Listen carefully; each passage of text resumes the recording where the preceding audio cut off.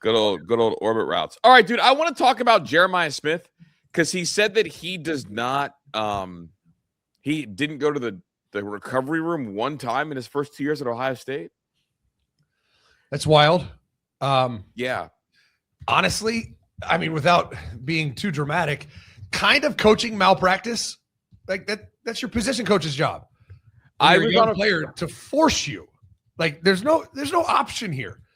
You need to be healthy. Your team needs you to be healthy. I, as your position coach, need you to be healthy. Will Howard needs you to be healthy.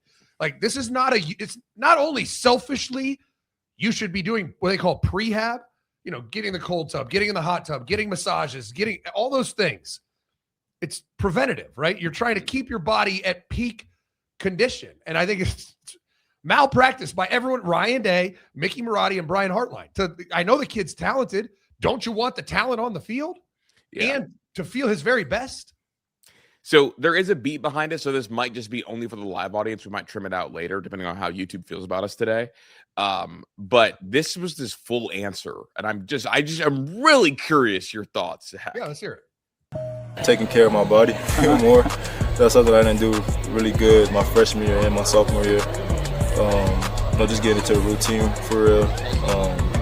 Trying to not have injuries or nagging things really. So being more in the recovery room, getting more recovery treatment, stuff like that. So that's something I've really been heavy on this summer. Really just massage, little exercises, stuff that make you feel good really. Mm-hmm. Like I said, my freshman year, sophomore year, I didn't even touch the recovery room. I just ain't going there. I mean, it's football. Yeah. Like I said, it's football at the end of the day. Like the way I was taught playing football, like if you go in the recovery room like you're soft, like you shouldn't be playing football. Football is supposed to hurt. Yeah. And that was my mindset, but not knowing like you gotta take care of your body. And it showed last year to the end of the season. On the last couple of games, I was out for like two games, I should say. Yeah. And it came back and bit me in my behind. So just trying to be more smarter this year and taking care of my body so that won't happen again this season.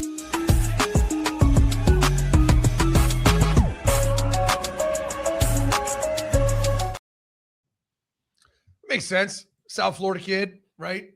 Like, no, that's fucking crazy, dude. It is crazy. That is fucking malpractice. Hartline needs to get him in there. What the fuck? And the fact that he said my freshman and sophomore year, my brother in Christ, you're only a junior in school. You haven't even started your junior year academically, right?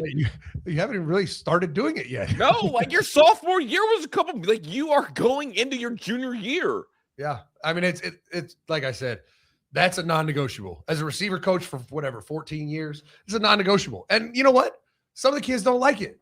Like I had several players that it was one of my hardest job descriptions, job roles was with a handful of players in my career. One of the hardest things I had to do was babysit these fuckers to get in the cold plunge. Like after practice, it really was. Corey Smith was fucking brutal.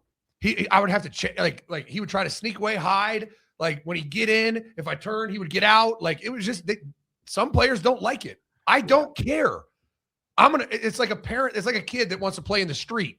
It's like, well, he wants to play in the street. It's like, he's going to get hit by a fucking car. So you don't let him play in the street. It's like, I don't care if you like it. You need it. And I know better. So as your coach, I'm going to make you do it. I'm going to ask a question, and it may be problematic of me. So don't kill me. What exactly has Brian Hartline done for Jeremiah Smith? Taught him the plays, at least, right? Dude, there's just some. I mean, I need you to tell me. I need you to tell me what he's, because I find out that the reason that Jeremiah Smith is on one leg at the end of the year because his position coach didn't make him do prehab or rehab. Yeah. Or is Jeremiah Smith just lying and he was in the rehab and prehab room? He doesn't strike me as someone who would have it. No, he strikes me as someone who's not media trained that just says whatever's on his mind, whatever's the truth. I was on a phone call earlier and someone said, if you ask Jeremiah Smith who's the weakest on the team, he might tell you. Right. He might tell you. Right. I think sometimes, Chris, when you have a talent like that come around, even the greatest coaches get intimidated. I think about Percy Harvin at Florida, and it's like, he could do whatever the fuck he wanted. And Urban learned from it. He'd never let that happen again. But he's so good that it's like, it's almost like that's Jeremiah. And it's like, no, hell, like teach him the ways. Mm-hmm. Like, go talk to Joey Galloway. I used to have Joey Galloway talk to my group all the time. This fucker played 16 seasons in the NFL as a speedster. Ted Ginn's a great example. Long time. How do you do that? I mean, most receivers last, 8 years? If they're really, really good, 9 years? Like, you're talking maybe Hall of Famer, 9 years. Mm-hmm. Joey Galloway played 16. Ted Ginn, I don't even know how many he played. Around the same. How are you able to do that? You have to take care of your body, like psychotically.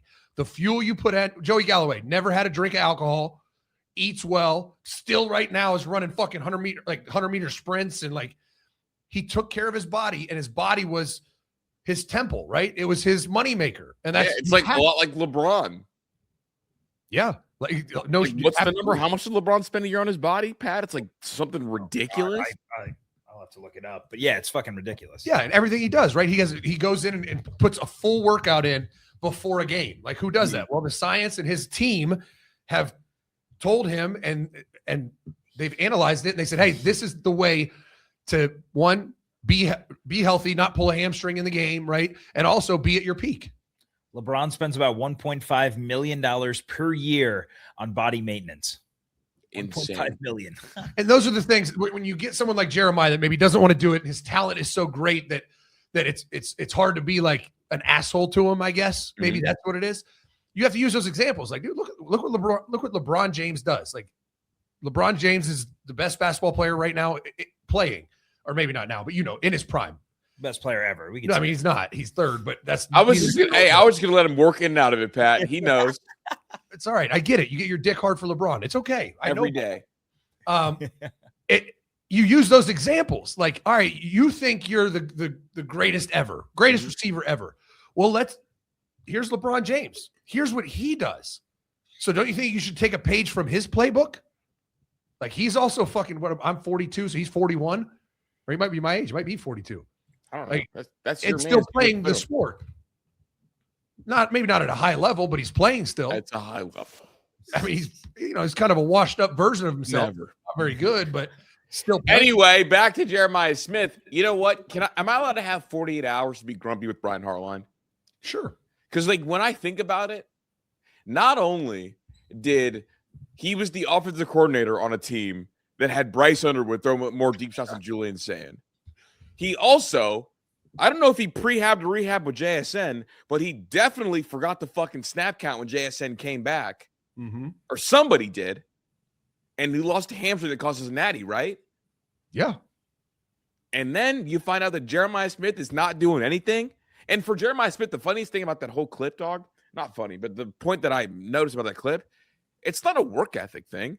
It's not like, oh, I'm tired. He literally said, I was taught that football's supposed to hurt, so I'm supposed to feel this pain. It's not because we know Jeremiah Smith is an obsessive worker. So it's not about being lazy. It's just like, I just thought I was supposed to feel the fucking pain. And he didn't want to be a pussy, is what it sounded like. I ain't no bitch. He said, man, what? Cold plunge? I ain't no bitch. Mm-hmm.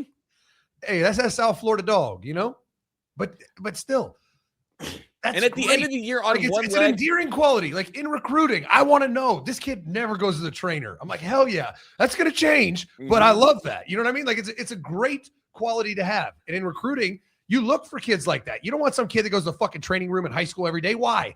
That poor high school girl doesn't know how to fucking treat your body. Like you're in there because you're trying to avoid sprints or, I don't want to practice as hard. I pulled my hamstring. I need to see the trainer. Like, no. I want the kid that doesn't want to go to the trainer. And then when I get him, I'm going to educate him on when to go and why to go and not to go to get out of hard things. But like before you do hard things, let's get your body right. And after you do hard things, let's recover. And that's the most important thing. So for the rest of the nation, we are talking about having to face a Jeremiah Smith late in the year that his body isn't as beat up because he's taking care of it more. I mean, like he admitted that he was on one leg in the Michigan game. Yeah. Oh, yeah. He was fucking Michigan up. Fucking him up. I mean, he was beat up. He was beat up for the Miami game. He was fucking Miami up. But that is why Jeremiah Smith didn't go to the training room because he always did that his whole life, right? if he got dinged up, whatever, he was still so talented that he could still produce. And that's where the education of a position coach comes in and says, listen, you probably still can have success if you're a little dinged up. But imagine how much better you'll be if you aren't. Like, imagine how much more dominant you could be. Mhm. Like, will you catch that slant and go against Michigan for a touchdown? Obviously, yes. But you might make 2 other plays that you just couldn't quite make because you weren't 100%. Shout out Jeremiah Smith, man. He's a little thinner, I think. He's a little bit more explosive, and he's taking care of his body a little bit more because he did look kind of stiff at times at the end of the year last year. And I think, honestly, he had a hamstring? I don't remember. I think he was dealing with something. I mean, dude, he said he was on one fucking leg at the end of the year, which should terrify everybody because Jeremiah Smith on one leg was still the best in America. Right. Is that not fucking horrifying? No, it is. Like Jeremiah Smith at 70% was the best in the country. Yeah. Severe quad strain is what it was. Severe quad strain. Fuck. Let's hit a commercial break, dude. But when we get back, our commissioner directly. It feels like he got healthy, right? Because he had 40 yards receiving against UCLA. Then he sat out the Rutgers game, just like Carnell did. I feel like they rested everyone because it's fucking Rutgers. Imagine what he could have put up against the last defense in all of football. Mm-hmm. And then he comes back for the Michigan game, 3 catches, 40 yards. And then maybe he got healthy, but he only had 3 catches, 40 yards against Michigan? Yep. It felt fucking loud, yo. No, the slant and go touchdown, he fucking cooked the corner. Oh, yeah. I mean, cooked him. So that just is glaring in your mind. But then and then the next week he went off. I mean, 8 catches, 144 yards against Indiana. Then obviously, however long, 2 weeks off for Miami, he went off again, 7 catches, 157 yards and a touchdown. Well, I guess my pushback is he said he was on one leg during the Michigan game, and that Indiana game was the very next week. So if he's got a severe quad, like he didn't really have any room in there. And the quote unquote comeback to bite him in the butt was like he still didn't feel as explosive as he usually is against Miami, which is crazy. Yeah, now, I don't know if he's just capped out or what. So I guess my question to you is: did Jeremiah underperform against good teams, or is it negligence by Ryan Day? I mean, against both good teams, didn't he go for over 100? Yeah, those last 2 games of the year. At the end of the year, he went off. Yeah. But during the year, was he dinged up, or was it the game play? Because at the end of the year, they knew it was like championship football. They're going to have to throw it. But like, how the fuck does he only have 43 yards against Texas? How's he only have 40 yards against Michigan? Like, this is the best player in football. Mm-hmm. The Texas game, I think Pete just had a great plan for him. Yeah, I do too. Because that's like back-to-back games against Texas and that was I think that was the most brutal game to watch, right? Yeah. Because it was Texas, because it was game 1, Julian, his first start, like that game, I was like, holy shit, this is trestle ball. Like this is Michigan national championship football right here. Mm-hmm. And not that it got much better, but I think it did get a little better as the year played out. I mean, it is something to say that the 3 ranked opponents that Ohio State played in the regular season last year, Texas, Illinois, and Michigan, 40 yards, 43, 42, 40 yards. I'm saying. And I think we're all intelligent enough to know that it wasn't a lack of performance by him. Mm-mm. That's never been the thing. If you shut down Jeremiah Smith, it's not because you shut him down. It's our coach's fault. Right. It's always our coach's fault. This is the Miami thinking, right? Yeah. Literally nothing. I nominated him for a Pulitzer Award, so get ready.